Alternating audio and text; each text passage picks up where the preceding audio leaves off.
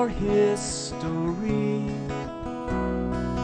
Buildings and people and memories and dreams. Who better to tell us than those who were there? There's so much to learn from the stories they'll share. Living history. Living history. Hello, and welcome to Living History with Ted Goldsboro.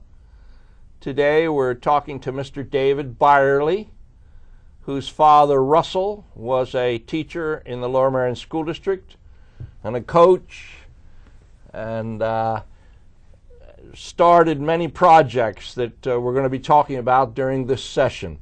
So, Mr. Byerly, thank you for being with us today. Thank you for having me. Thank you.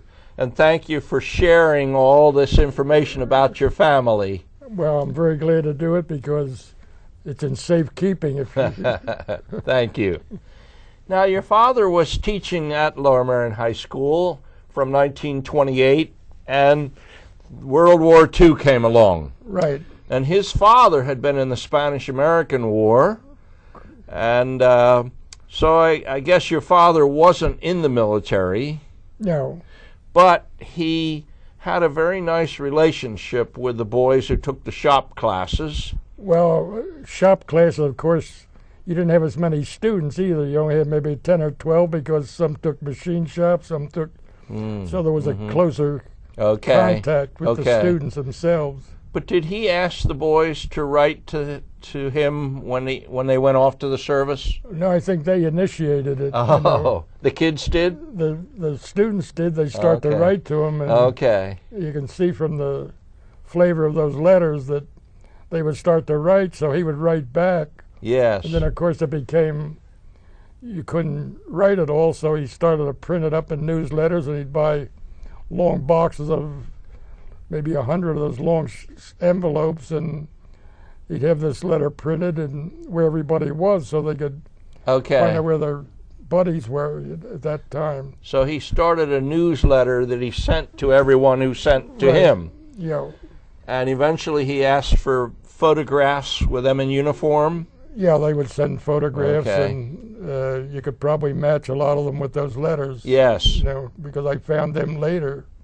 So fortunately, for the audience's sake, fortunately, Mr. Byerly, you saved those letters. No, I did, yeah, I didn't. And gave them to the Lower Merion Historical Society. Had something happened to me, they would have never been found. Yeah. So we were very lucky, and we have... I was lucky to find...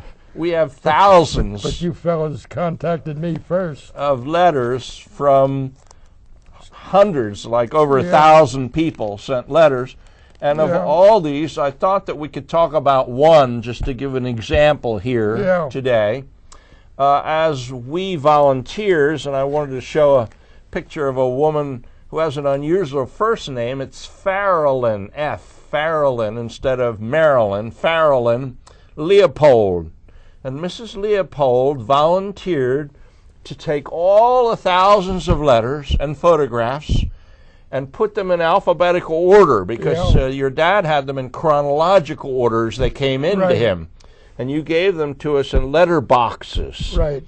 And so she took all these, and I would drop them off at her apartment, and she had her little grocery cart, and I'd give her 3 or 4 boxes at a time. And she put all these in plastic sleeves and labeled them. So I wanted to give her credit. Absolutely. Yeah, That's remarkable that she did that. But one of the people was a man who I knew. I was a Narberth boy, was one of the co-owners of Rickland's hardware store, but he and his brother owned the Bryn Mawr hardware store on Lancaster Avenue, and that was a man named Mario Barone. And we have his picture in uniform. And what surprised Mrs. Leopold and me was that there was an Adolf Hitler on the stamp. And you think, how did a serviceman get a stamp Adolf Hitler? And what was the answer? How much was it? 40 cents, too. He was a prisoner of war. Yeah. in the Nazi system. It's amazing he survived. Yeah. And then there's kind of a clue that there was a problem because fortunately your father saved the envelopes Yeah. from the newsletters and they kept getting returned. 1943, 1942. Yeah. And they were addressed to Mario Barone at his military address, but they kept coming back. He was a prisoner. He was a prisoner of war. Yeah. And of course you didn't know that until later Yeah. when you got the Nazi stamp. Yeah. Yeah. And I guess there were other alumni, veterans, who died. And your Yeah. father was sending them letters, and they were getting would come returned, back. but we didn't know why. Yeah. And you found out later there was as in war, there are very sad situations. There was a letter where a serviceman wrote to your father and said he was getting married, and he sent your father an invitation to the wedding here locally, Yeah. and then he went off to war. Well, a letter came back, and a letter came back. Meanwhile, his wife is writing to your father saying that she's pregnant and she's going to have a baby, and I can't wait until my husband gets back. Well, he had been killed, but she didn't know. Nobody knew. Yeah. And how sad it was. Yeah. Yeah, but I guess this happened over and over and over. Well, Lower Merion, of course, you had that big bulletin board right at the main entrance with everybody's name that was in the service, and Yes. then they put a star there or something if Right. you lost your life. That's right. There was a memorial alcove Yeah. in the main hall of Lower Merion High Yeah. School where Mr. Put- Byerly says there was a list of all the The service letters people. to, yeah. Yeah, thank you. This is a photograph of the notebooks, these notebooks, Yeah. but it just shows the extent of the collection. Yeah. I mean, I don't know how many notebooks there are, but there are a lot Shows of you notebooks. the extent of the work to put it all together. Yes. Yeah, a lot of work. I'm All so right. happy you were able to do it. And then we had students, volunteer students, who entered all those names in the computer. Yeah. And there are 52 pages, Oh boy. so there are thousands of names of people that wrote to your father. Yeah. And it was such a nice project.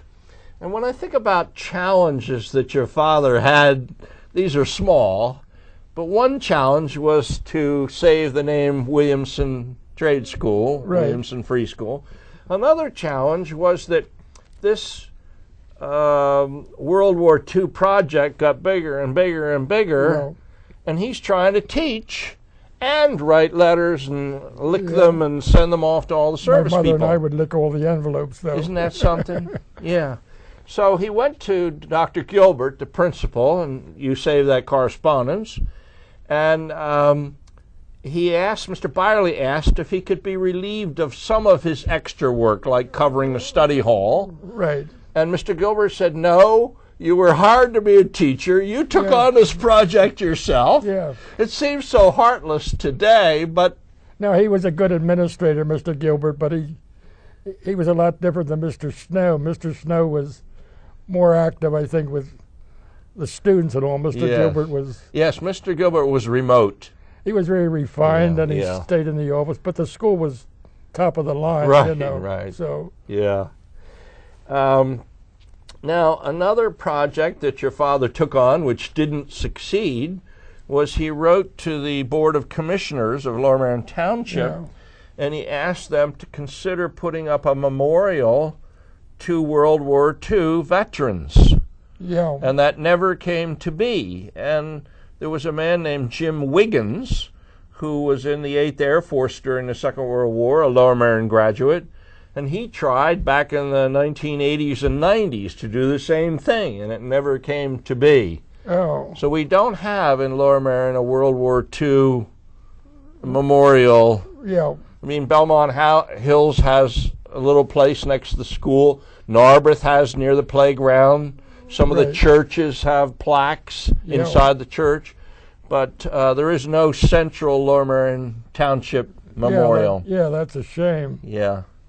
But Now, your tried. father eventually went to the Mainline Times and to the Ardmore Chronicle. Right. And what did they do about the newsletters? Well, Mr. Commerzi, they would print it in the newspaper so the families could cut it out and send it to the Good. who was in the service. And Good. And then you didn't have to do it at home. Well, no, we didn't have to do it at home, but we'd go over there a couple times a week to proof, Okay. and they would proofread it. Okay. Some of the English teachers there at Lower Merion would proofread it. Then they would print it in the paper. Okay. But I don't have any of those newspapers. We have some. Do you? Yes. Fortunately, some people donated some to us. Yeah. Now, one of the famous people who thanked your dad As the commander of the Air Force, General Hap Arnold, who was a Lower Merion graduate. Yeah. Right. So General Arnold was a class of 1903 at Lower Merion, and I guess your father probably mailed newsletters to him. Yeah. And he appreciated getting those in April 13th, 1943. That's correct. And sent it to your father to thank him. Yeah, he was the head of the whole Air Force during the war. Right. Anything that flew, he was. Right. Yeah. And our school newspaper, the Marionite, there was a picture in 1943 about the newsletters, and it says it reaches 1,400 people. And then I guess your father's probably writing up who was killed. This is in May 1943. Yeah. Yeah, there's the ones that lost their life in the war. Right. And each issue of the Marionite, this is January, and he's telling in here. Yeah, that's wonderful you found all this. Now, Mr. Byerly, we're getting close to having to take a break here, but we have about a minute left, and I want to start on another topic. I want to start on another teacher at Lower Merion and a coach, but we'll do that after we take a break. Good. So Okay. we'll be right back. All This right, is Mr. Goldsboro. Living History with Ted Goldsboro and our guest today, Mr. Byerly.